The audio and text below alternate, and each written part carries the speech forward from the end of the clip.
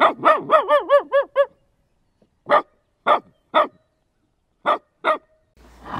hi. Didn't see you there. As you can see, the dogs are really excited to get involved in this project. Meet Journey, 4-year-old Havanese and member of the Allen Spedden family. I've known Journey since she was a puppy, and as you can see, she can be very enthusiastic in her greetings. But what is it about Journey and dogs in general that make people want them? It's the way they greet you at the door after a long day at work, the way they curl up beside you on the couch, or steal part of your bed, or is it just how happy they make you? Let's find out. And she came from Utah, Salt Lake City. Yes. Mm. She got her airplane ride when she was only 6, 7, 8 weeks old. Journey's birthday is the same as Gregory's. It is. November Yes. 28. Now, mind you, there's a few years between them. Journey is 4 and some change, and Gregory's 23 and some change. And Journey was the name the breeder gave her. Mm-hmm. And we liked it enough that we said, okay, well, you know, let's not confuse the critter. Let's keep the name. One thing about Journey is that she's a Havanese, and because they were bred in Havana for herding chickens, so she has that. So we need a chicken. Past. Yeah, she has a really surprisingly good sense of smell. She will track mom or other people in a direct line, like accurately. It's very crazy. Who's that in the door?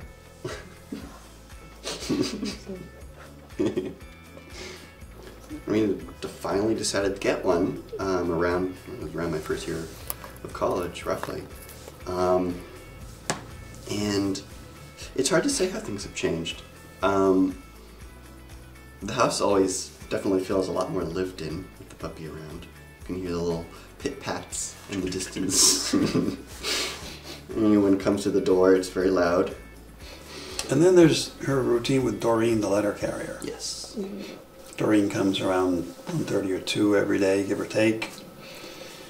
And she knows the sound of the truck. Doreen drives her little truck from door to door. So she hears the truck and explodes. Runs to the side door, which is where the mailbox is. And see, Doreen carries dog treats with her because she's a letter carrier. And so she's used to getting a treat when Doreen comes. We give her her supper half an hour before we have ours. So we're kind of like, maybe she won't beg too much, but no. She's sitting there going on both hind legs, saying, trying to get at our plates. Surprising. She loves peas. She loves green beans. If we open up the fridge, she'll come running over and can give her a green bean, and she'll run away with it and snack on it somewhere. Well, it's always a battle with her too. Sometimes she doesn't want it. Well, which is very strange. You'd think you'd be excited to go out, but no. She doesn't want to sometimes? No, it depends on the weather. She's very picky about it. I'll take her out and then she'll sit down and stare at me. With Havanese, usually you need to make them think that they're in charge of the flock. She's very stubborn.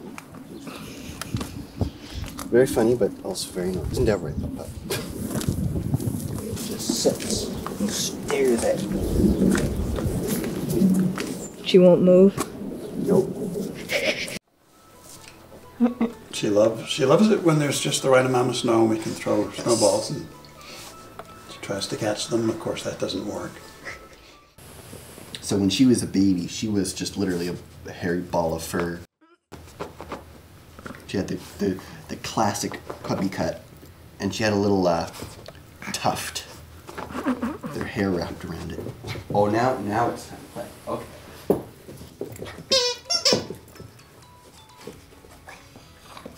Funniest things, speaking of when we're up in Hampshire at the lake, we lift her up and, we start to put her in the water, and as soon as her feet are in the water, it goes like a dog paddle, literally, all 4 of them, all 4 legs. It's instinctive. You lift them up, they stop. You put her down, and it starts on, off, on. It's hilarious. We do need to get a video of that at some point.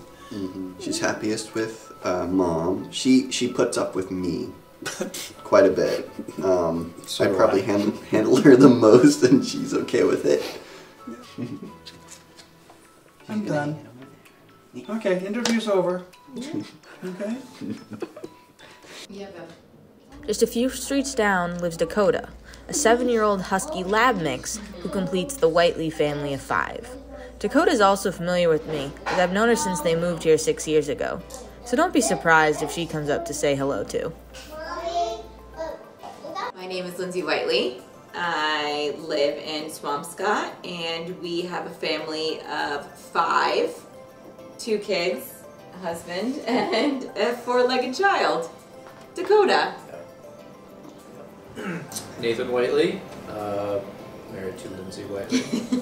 Part of the same family. Yep, living here in Swampscott.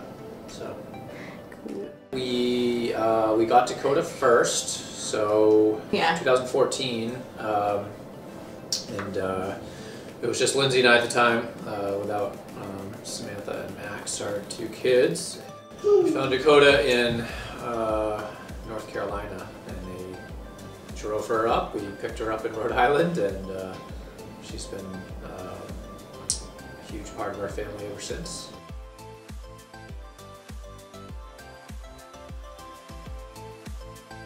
She was actually very motherly.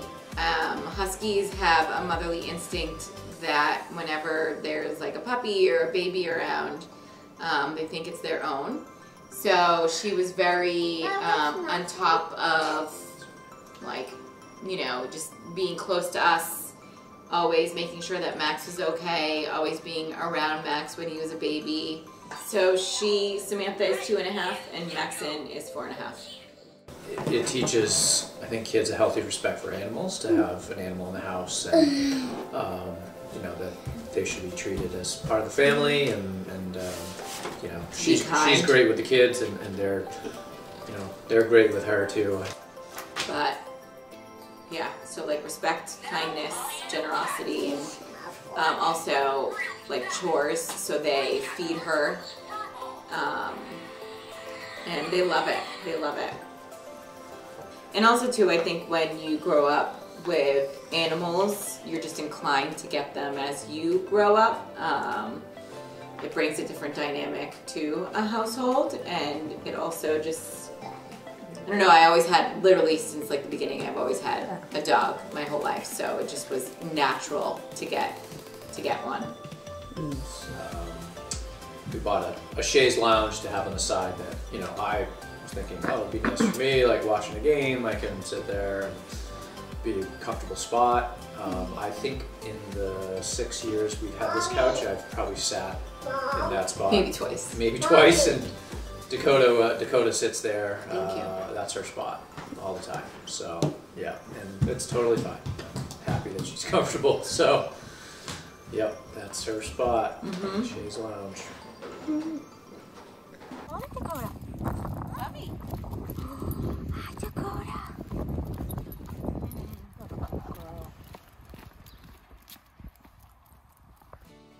They bring a different dynamic to a family than if you didn't have a dog.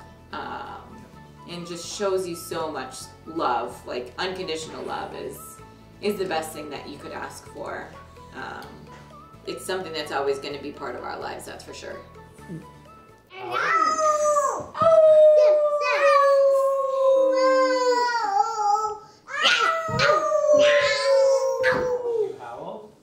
Our third and final participant lives just 2 houses away. Sammy, a 10-year-old lab pointer mix. Him, Madeline Levine, and Casey Williamson combined to make a family of 3. I've known Sammy the longest, having met him the second day Madeline got him 7 years ago. Sammy is contributing to this footage with the help of a GoPro, since I can't reach all the spots he can. So my name is Madeline Levine. I'm a neighbor of Dani's, and she's like our family from across the street. And this is Casey. Casey Williamson. I live here with Madeline. It was up to Sam to allow me to move in, and he approved. Casey built a king-size bed so that it was big enough for the 3 of us. I've had Sammy for 7 years. Sammy's a good boy. He was adopted at 3, and when he came to me, he was very, very shy and a little skittish, but I didn't know that. And on the second day that I got him, I took him down to the polar plunge down in Swampscott on the ocean. And there was Dani and her mother and father. So Sammy and I watched it, and when Dani came out, she came up and introduced herself to Sammy, and they've been together ever since.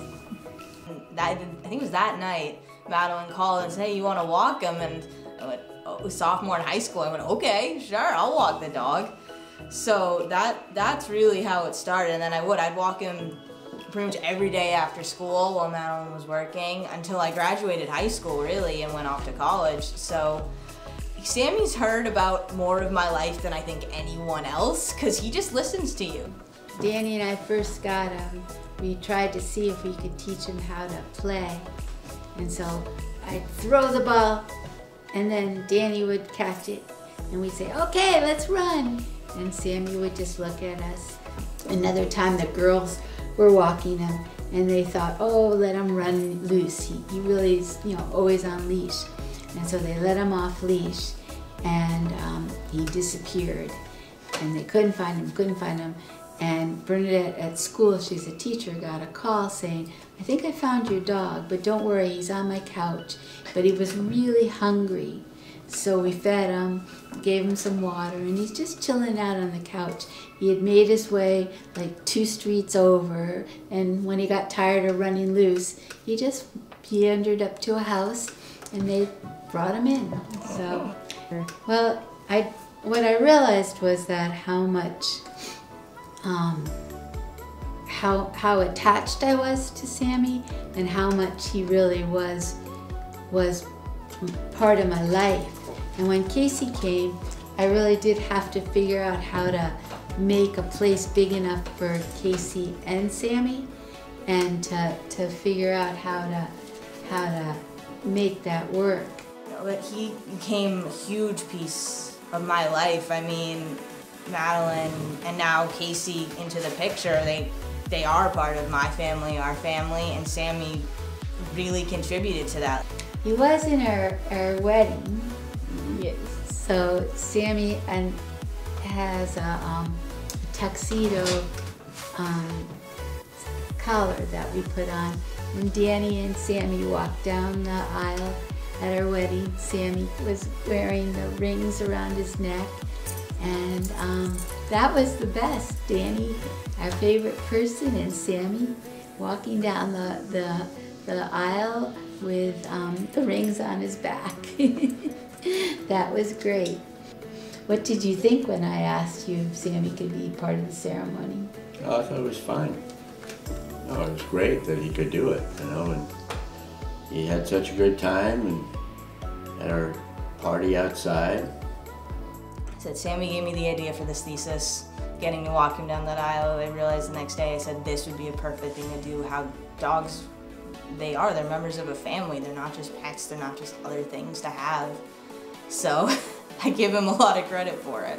So no, Sammy definitely is made his way into my life and everyone's life around me.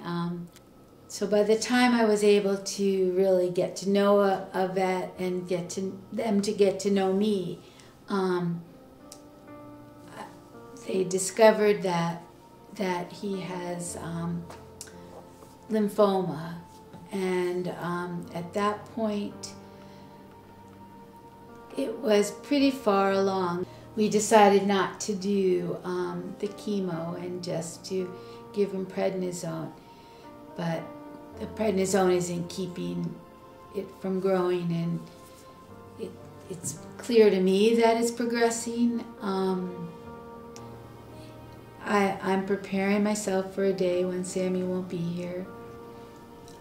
The issue for me is that I can't always tell how he feels, and I have to figure out at what point is he in pain or confused, or has it traveled through his body so much that keeping him alive for me isn't fair. What the promise that I've made to myself and to him is that I won't keep him alive for me. The love of a dog and the companionship of a dog is really important to me, and it definitely he has enriched my life. I mean, I'll say I wouldn't trade any of it. If you told me on the first day that it was gonna end with him being sick and eventually passing, I would have done everything the same, because it's worth it. That unconditional joy and love you get from dogs is worth it. That he has figured out how to make his way into the hearts of everyone around, which for a dog that was found on the streets in Virginia, he's had a good life. And Sammy continues to have a great life. He's fighting every day and making every moment count.